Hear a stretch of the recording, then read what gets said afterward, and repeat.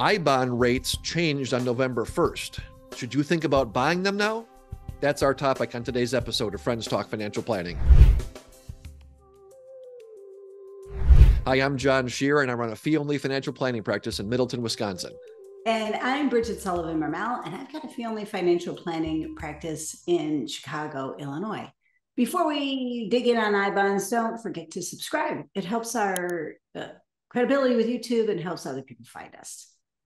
And I'm in the process of moving, but we're still talking I-bonds. So John, why don't you tell us what the latest is? I think there's great news.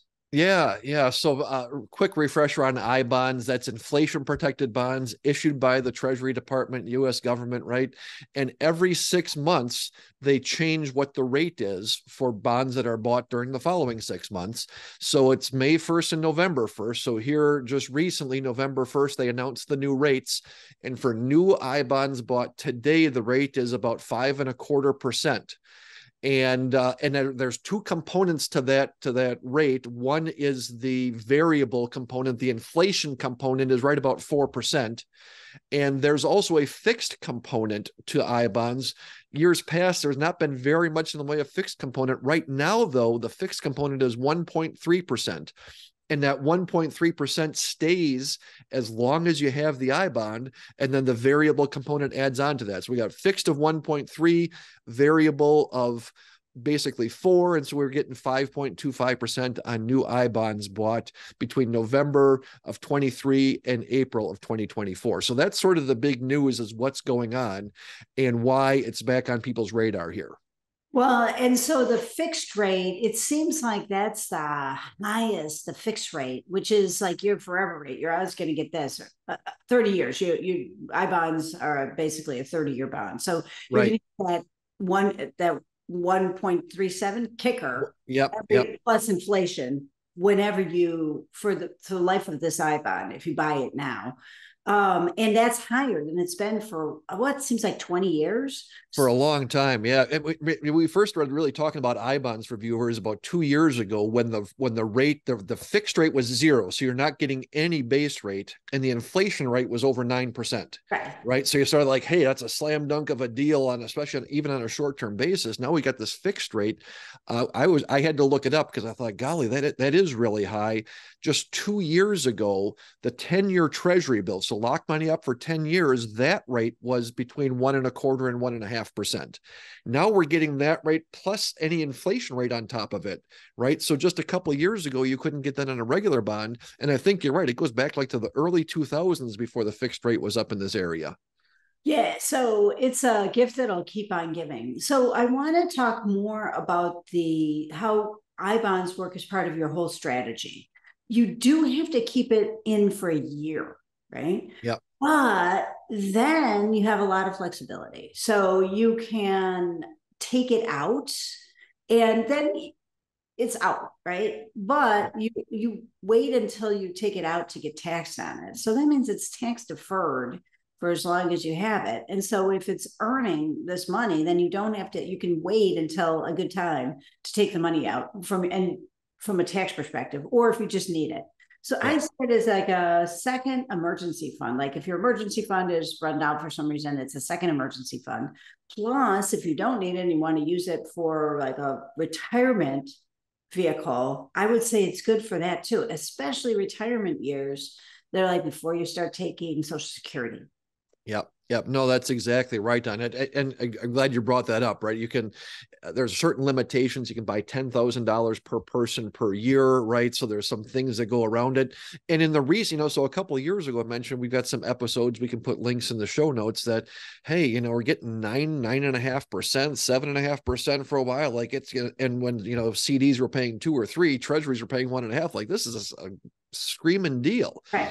Then the last year or two, after that, things kind of cooled off. I'd say the last year, I think the last rate that we had previously here from over the summertime, if you had bought the variable rate, was like 3.25 or 3.5, right? So and which isn't bad, right? But compared to, hey, we can get those kind of similar rates in CDs and even some money markets, and it wasn't like, golly, here's a screaming deal. It's like, yeah, it's no place to have money. Now we're starting to get into that spot again where you look at this, hey, hey, you got that fixed rate, you're getting 5.25 plus a pretty good base rate all the way along, you start to go, well, geez, maybe we should be looking at that again if we haven't already done that.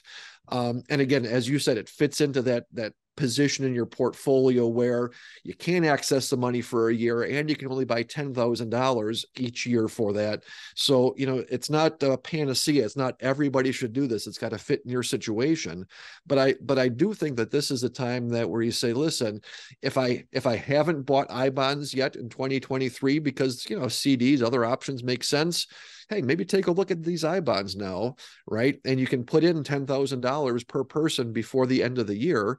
If you have already bought them this year and you go, oh, geez, I'd like to get that higher rate. Remember, this rate goes from November until next April. So come January 1st, right, you can buy next year's edition of your I bonds and get that 1.3% rate locked in. So there's some opportunities here. And I really appreciate you saying that it's not like, hey, everybody should really be doing this, which was sort of the case a couple of years ago. Like there's few people that shouldn't, but man, most people should.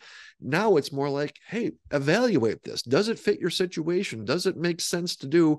Where's your opinion on, and your feeling maybe even some about having a long-term, a nice base rate and tied with inflation? Like there can be a place where it really fits in that fixed income side of the portfolio.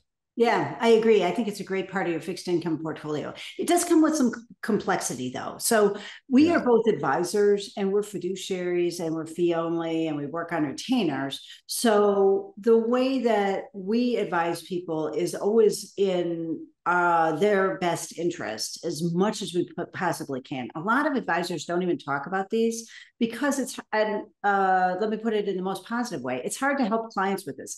You have to do it yourself. So you have to go to the the Treasury Direct website and engage with the Treasury Direct to buy these yourself. We can't, as advisors, we can't do this for you. And generally, some advisors then would say, I'm not going to do this because I'm not going to get paid. But then some would be like, everybody's going to have questions and it's not super easy. And if you're somebody who forgets things, can't communicate with people, it's not, they don't send you statements. It's like the opposite of all these other places that as soon as you click on the website, it seems like they have your email and they're constantly emailing you. It's like the opposite of that. So you could almost easily forget about it, which again is one of its charms. Right. You have to have a little bit of the mentality of like, okay, I'm going to engage with this. It's not it does take some small effort. I wanted to pull out what you said on, I was talking with other advisors. And again, a couple of years ago, this was like, man, everybody should be looking at this stuff. And I was at an industry event and talking with some other folks that I think do good financial planning and saying, hey, are you talking with folks about I bonds? And there wasn't a single person that was doing it. And the answers I got were, well, basically I can't manage the money. So if it's not at my brokerage firm, I'm not going to talk about it with clients. Or it was, you can only do $10,000 and it's kind of complicated and it's not worth the effort. And I mean, shoot, when you were getting couple of years ago getting 9.5% compared to 1.5 on CDs, like, hey, that's worth doing. And the other thing is, think about this for folks that have been watching for a long time and maybe have bought some I bonds and you go, maybe you got 2 or 3 or 4 years of that, and now you've got 40 or per person, maybe you've got $80,000 for your couple and it fits your situation. Now you're getting 4% guaranteed tax deferred, right? Getting a pretty good rate, and as inflation goes, you got some things locked in, right? It's one of these things where it's easy to get, you can get out, right? And after a year you can get out, but then you can only put in so much. So you need to think about, well, okay, where does this come for inflation times going forward? And you've got a nice little pot of money that's earning a really good rate on those things. So there is some opportunities, and not most people in our world aren't talking about that. Right. And then the other thing that you brought up, Bridget, is exactly right. I chuckled at it that, the Treasury Direct website, especially these I bonds, came about in the late 90s, and nobody was really interested in them when inflation was at, next to nothing, and there's no guaranteed rate in it. And so for 20 years it was ignored, and it's got, the technology is DOS sort of 2.0. I'm not a tech guy, but like this old stuff that we used to have, right? And so it's just not super user friendly. So there's some work that goes to it. And unlike some of there's other sections of the Treasury Direct website where you can buy T-bills and things like that, and it's, a little bit more user friendly. But that's the stuff that your advisor, right, Bridget and I, can buy for you at Schwab, at Fidelity, at places. But these I bonds, that's the one place where you have to do it as a consumer. So there is, factor in the complexity factor with it too, right? Yeah, exactly. So I think that's a great place to wrap it up. I'm Bridget Sullivan-Ramel, and I've got a fee-only financial planning practice in Chicago, Illinois. And I'm John Shear. I've got a fee-only financial planning practice in Middleton, Wisconsin. Both Bridget and I are taking on new clients, so we'd love to talk to you. But if you are looking for an advisor in your area and like what we have to say, Bridget and I are both members of the Alliance of Comprehensive Planners, which is a nationwide group of fee-only financial planners that thinks in a similar way that we do. And you can look for an advisor in your area by checking out acplanners.org. And please subscribe.